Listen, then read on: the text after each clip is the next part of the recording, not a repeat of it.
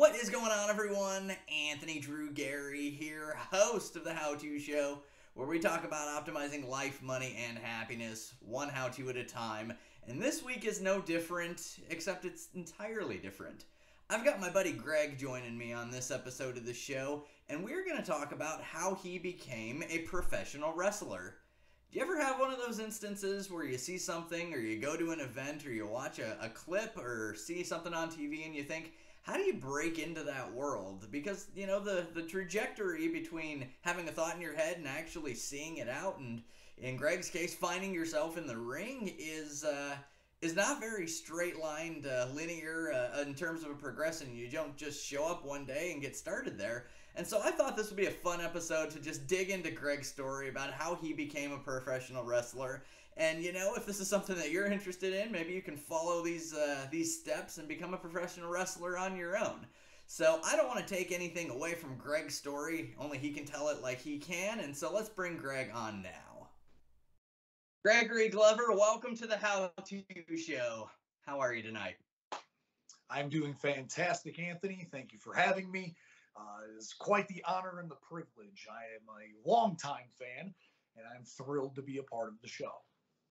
Well, fantastic. I'll let everybody know I'm not paying him to say that. He is genuine in his emotions.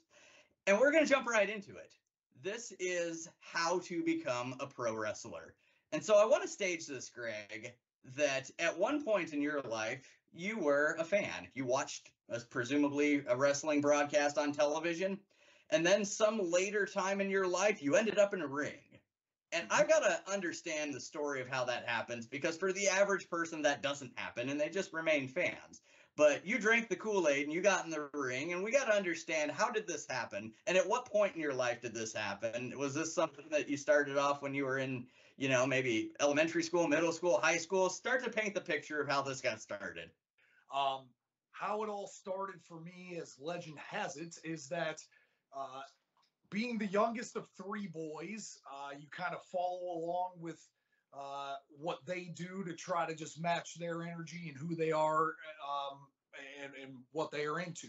And so from my earliest times that I can ever remember, I can remember my aunt and uncle using a cheater box to actually tape, which is kind of unbelievable and sort of dates me for a little while that this is not a DVD or anything else like that. On VHS, we taped pay-per-views, and so SummerSlam, Survivor Series, WrestleManias. I have a long archived list of wrestling pay-per-views from 1989 to about 1993. And from that age and just kind of learning about it, and also being a crash test dummy, being the youngest of three for my two brothers, it was always an adventure.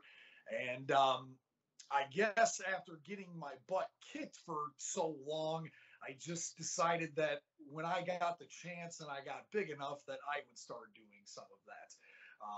So fast forward, still keeping the passion, still being a fan to this day. Around the time that I was 17, I actually had an individual approach me at our alma mater, Hobart, at a Hobart football game. And it was while I was warming up, and he took the senior program that year and noticed that my favorite TV show was Raw and SmackDown. And he asked me, "Hey, would you ever be interested in doing this?" And with the expletives out, I basically just said, "Absolutely. Could you make that happen?" He said, "Yeah. If you've never been to like a local wrestling show, you should go to one." So the first show that I attended was actually at the Valparaiso Armory, and and ever since then, I just kind of fell in love with it. I didn't fully grasp that there were actually independent promotions that you could go to and see local competitors and a local crowd, much smaller than a WWE thing, but you have to start somewhere, right? Totally. So that's good. We framed this discussion. We're talking local at this point, and we've already annihilated half of our audience by using terms like cheater box and VHS, but that's WWE Network on Peacock for everybody that's playing along at home. We're just dating ourselves a little bit. And I think that, your story with your older brothers is something that people can resonate with. I can even remember being on the playground in elementary and middle school, and you watch kids give stunners to one another because that's just what you did. But most people left it at that. No one ever gets in the ring, Greg. So what happens here between you watching your first promotion and you ending up in that ring? Do they give you any sort of training to make sure that you don't end up on a stretcher afterward? Talk to me a little bit about the actual experience finding out about local promotions to becoming part of the show. So, as the disclaimers that they always put on before any show starts, especially in that '90s era, do not try this at home was very. I guess I never listened to that advice. I I I can remember at a very young age finding any friend of mine that had a trampoline along the way. Um, very appealing to say the least. My best friend and I started our own trampoline wrestling league to where we would play several different characters, cosplay different outfits, and come out to different theme songs and put together our own independent promotion. So I suppose that is really where it all started. Um, Once I sort of graduated that and realized that this was, in fact, something that I was able to do, I just started coming around to the local shows more. And when you're around in that area, you just try to stay quiet and you listen, and eventually someone will take a liking to you. They'll invite you into the ring. Um, they'll try and show you some things on how to be able to do it, how to properly fall, how to properly, tie up or chain wrestling, any types of those things. They teach you the basics. They teach you technique and how to make sure that you are protecting yourself, but also your opponent that you are in the ring with, because what people don't understand is, and I don't know if you know this or not, Anthony, but I hate to tell you that there's no Santa Claus, but what I do is not necessarily real from a competitive sense of things. It's sports entertainment, and with that, the main goal is to make sure that we have the ability to engage the audience and make them suspend the belief that they are not, in fact, watching a predetermined outcome. Uh, and that's why I think I still enjoy it to this day. Is it's truly one of the most unique things that you can ever get into. It's live performing art, but you don't necessarily have the entire script planned out. And if you're really good at it, you can ad lib throughout the way, and you can listen to them and see what they are responding to, and continue to give them more of that. So it's very different in that regard.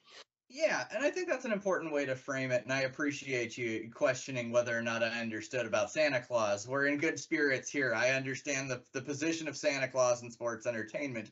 But it is important to understand that while you are making me believe that you are either kicking butt or getting your butt kicked, you are figuring out a way to do this such that you and your opponent can both walk out of there later that night.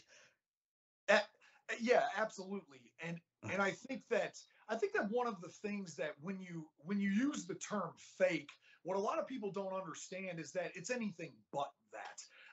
I think that the outcome, yes, while being predetermined, does not take away from the physical toll and pain that anybody who walks into that ring can have, and ultimately has to have in order to give the audience a show that they are going to remember. And with that being said, you have the duty not only to the fans to give them a good product, but you have the duty to protect the person that you are in the ring with. That's first and foremost. They trust you with their life when you are able to do some of the maneuvers that we do and make them look as real as they are. Um, you are trusting me with your life in your hands. And that's not something that I take very lightly. And I want anybody to understand that while it may be fun and it is something that we all admire and are fans of, it is very serious in the fact that one wrong move or miscalculation or timing being off in any way, shape, or form can lead to serious injury. So very important to keep Yeah, that. well, it's very good that in the past, 15 years or so, however long you've been doing this, that you've avoided all of those things. So I'm very proud of you for that. The worst thing I've ever had was that I separated the AC joint in my shoulder. That's not a dislocation where the ball joint actually pops out of the socket. It's more just a joint. And really, if you can kind of see, and I'll shift here, that's why this bone sticks up out of my shirt a little more pronounced, is because it never quite healed properly after that. I haven't lost any range of motion or anything like that, but to say that um, that's the worst injury that I have ever had is a credit to anybody who I've ever stepped in the ring with, that they're professional enough to take care of me. And likewise, I can honestly say that I have never been in the ring with someone that I have seriously injured either. So I'm very proud of that also. So, Greg, you've gotten to the point where you're in the ring for the first time. What happens next? Do you just stop there? Do you only work for one promotion? Do you start to grow a brand, grow a reputation, anything like that? Can you speak to things like that? Okay, so now we've been trained, right? And the goal now is to just get as much experience as you possibly can. So what you do is when you finally get the chance to have your first matchup, wherever that may be, um, you try to get feedback from other people. And typically, if people basically see that you don't fall on your face and you don't completely, pee down your leg, so to speak, they will want to get you more exposure, different places. So traveling is something that's very important, especially when you are trying to develop your character and develop a fan base of people that continue to follow you all throughout. So that quickly turned into the northwest corner of the state of Indiana to the entire state of Indiana. And then slowly but surely, I started to wrestle in Illinois and Michigan and Ohio and Kentucky and started to go more south. So once you start to develop that character, and once you start to really kind of find yourself and get a little bit better at it, word travels fast if you are good at it. Because at the stage that I have been at for a long time, there are not that many elite independent wrestlers, in my opinion. I feel like there are the lowest of the lows, and then there is the highest of the highs. There's not really a lot of middle ground there to where people actually have the ability to seek this out as a profession and something that they can actually make a living off of. And that's what I would consider the elite of the elite, is someone who gets paid, pays their bills based off of the wrestling that they have. So we talk about that. You've made yourself known in several different states at this point. you've been recognized as somebody who has talent to do this and to potentially, have the opportunity to get in the ring with some exciting folks. What sort of Rolodex of folks have you gotten in the ring with? I suspect I've heard of some of these people before. Yeah, so that is something that is quite the honor when you do get a chance to be able to do that. What that's referred to is working a name. And a name in the wrestling industry is someone who has actually made it to the highest level, whether it be a contract of WCW at the time or WWE is the most popular, right? Um, the very first name that I ever worked was Zach Gowen. And Zach Gowen has a very unique skill set. Zach Gowen was a one-legged wrestler. There still is. He's still around in the independent wrestling circuit. And Anthony, I got to tell you, he's one of the best athletes I've ever been in the ring with, and he only has one leg. Imagine if he had two, he probably would have stayed in WWE for a very long time. So that is one instance of someone who I have gotten in the ring with. I have gotten in the ring with the Hurricane or Shane Helms. I've gotten in the ring with Matt Hardy. I've gotten in the ring with the New Age Outlaws, Billy Gunn, and the Road Dogg Jesse James. I have gotten in the ring with Mick Foley, not on a one-on-one basis, but he actually was a special guest enforcer in a cage match that I had with my best friend that got me into the wrestling business as well. So it's funny to see those things kind of come full circle. But I guess if I get to name drop, those are the first few that I'm going to use. As a product of the Attitude Era growing up, I recognize all of those names, and that's really fun, really exciting. And it's a cool thing that you've gotten to be able to do that over the years. And so just let's take this in a slightly regressive sort of situation here. When we start to talk about these local performances and these local shows, it sounded to me that this is still at the hobby level for the majority of these folks. This is something that they do for fun, not necessarily something that they do to pay the bills. Is that true to suggest that?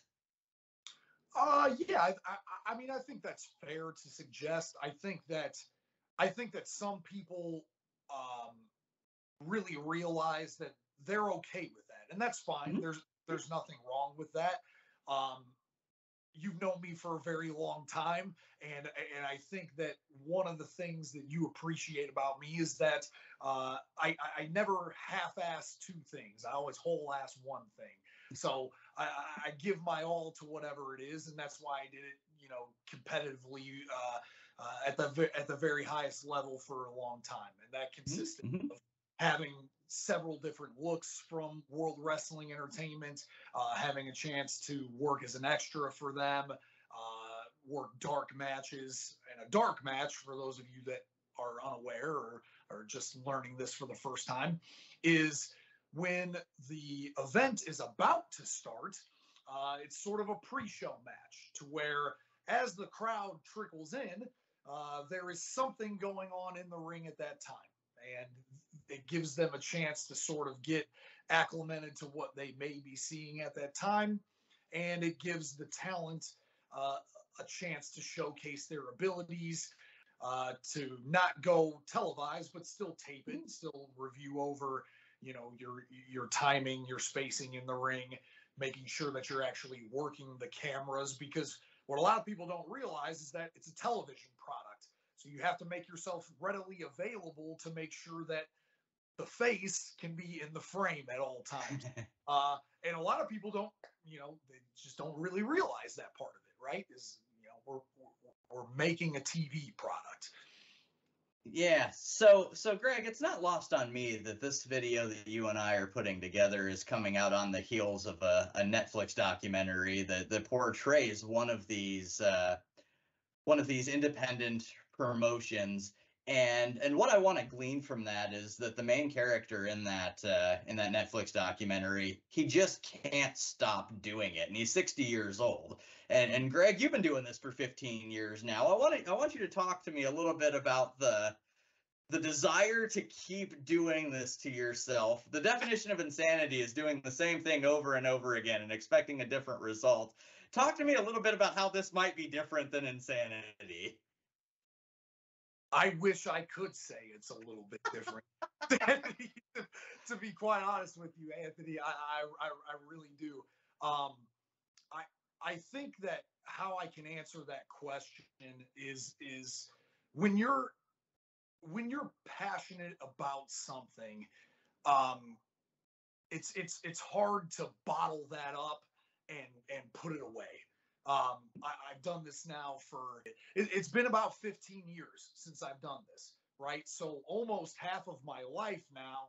Gosh, I'm dating myself. The gray in the beard doesn't really do it justice, but um, I I realize now that almost doing this for half of my life, I don't know if I'll ever truly be able to just put it away. Um, but I do have a I do have a solace in my own heart of hearts that I gave it my best shot. I was genuinely looked at and pursued by a multi-billion-dollar corporation. And even though I didn't make it, and even though I didn't get a chance to sign a contract with them, I have no regrets about anything that I have ever done. I have some of the greatest memories that my life and any kid at that age could have ever dreamed of. And I've been very fortunate to be able to do it at the level that I have for the time that I have. And that time is dwindling. I won't say when it will be done, but when I am done, I am confident to say that I can, in fact, be able to put it away and not come back to it. I'm very happy with where I am at in my life, and can't wait for what that next chapter looks like. Yeah, so if I understand that correctly, that means that in roughly 25 years, a 60-year-old Greg Glover and a 95-year-old Al Snow are going to get in the ring together and throw down. So I know Al very well. Al is very passionate, and I genuinely do believe him in the documentary where he doesn't know, right? And we all sort of have that. I'm not on a full-time basis right now, but anytime I ever go back through the curtain again and take on that persona, I always worry. A part of you wonders, am I still going to be relevant? Are the people going to remember who I am? And can I still put out a good product that people want to watch? When and Al's one of the best to ever do it. So with that being said, I'm not surprised that he can do it at 60, and he keeps himself in pristine condition. He could probably do it till he's 70 or 80. Um, I don't know if that's in the cards for me, but hey, never say never. Well, fantastic, Greg. Al Snow, if you're watching this by chance, let us know in the comments if you plan on doing this when you're 80. That'll be a fun topic for discussion. And we're not done with you, though, Greg. It has come to my attention that you'll be in the ring later this month. That is a fact. That is a fact. If you would, go ahead and plug what's going on, my man. Sure. So for any of you that are in the area, and this is kind of during the holiday season, it's the biggest show for ARW Pro. That's Adrenaline Ringside Wrestling, and this is the same local federation that I started with all those years ago. And now their home base is out of Lake Station, Indiana. And it's a show that they put on every year, and it's the Wednesday before Thanksgiving. It's called Black and Blue Wednesday. And I have coined the nickname along the way, Mr. Black and Blue, because I have attended this event and have performed at this event for numerous years in a row now. And I always deliver a good product and a show when I am there. So if you are around, I highly encourage you to come out.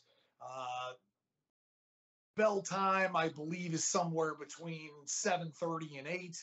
But I would get there early because I can give you a little bit of a teaser. I'm actually the opening event. I'm the opening match for this show. Typically, I have been the main event in a lot of these, but it will be nice to be able to get out there quickly and watch the rest of the show, because there are a lot of talented young individuals that I would like to be able to pass the torch to, and feel confident that the local promotion that I've loved for so long is in good hands. Outstanding, Greg. We will link to the ARW Pro Facebook page in the video for this. We'll actually soundbite this little clip. We'll spread this out on Facebook too, so that all the world in the Northwest Indiana area can make sure that they come and watch you do your thing. So, Mr. Greg, I cannot let you go without sending you off on some rapid fire questions known as the how-to cues. Are you ready for that? Oh boy, here we go. Very good. Question number 1 is, what is the best book that you have read in the last 12 months? The Purpose-Driven Life. That is a winner. Rick Warren, it's sitting right over there. I'm not going to go and pull it off my shelf, but that is a good one. One podcast you subscribe to? The Craig Groeschel Leadership Podcast. That is a winner as well. Very good, sir. What is one app on your phone that you cannot live without? Probably. Don't say Pornhub. Please edit that part out. And I don't even think they have an app, truly. No. I very rarely ever get stumped, and I don't want to say like Facebook or something like that, because then that just makes it seem like I cannot live without Apple Music. Very good. Very good. What is something you've spent $100 or less on that has brought you a good amount of value? What I'll add to that is I will always spend $100 or less on a round of golf, because it allows me to decompress and do something that I love. That's a fantastic answer. And the final question, where can people find out more about you? They can find out more about me by adding me on Facebook. Gregory Glover is my full name, but Instagram at gregory.glover3. And yeah, that's where you can find me. Very good, sir. Thank you for joining me on this episode of the How To Show. It's been a pleasure, my friend. Thank you very much.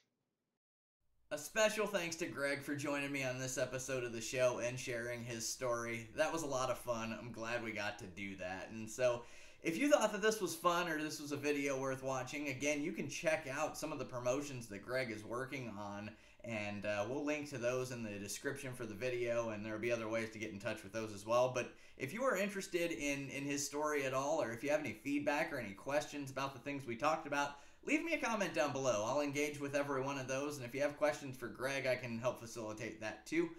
And if you like what you're seeing here and you want to be the first to know about new content each and every Wednesday, you can subscribe to the channel and hit the little notification bell. It's the best way to get content about how to optimize your life, your happiness, and your money, all of the above. As always, if you're looking to transact real estate in the Indianapolis market, you can get in touch with me, again, either in the comments or at indydwell.com. Always love having a conversation about real estate. So that's going to bring this show to a close. Anthony Drew Gary here, signing off.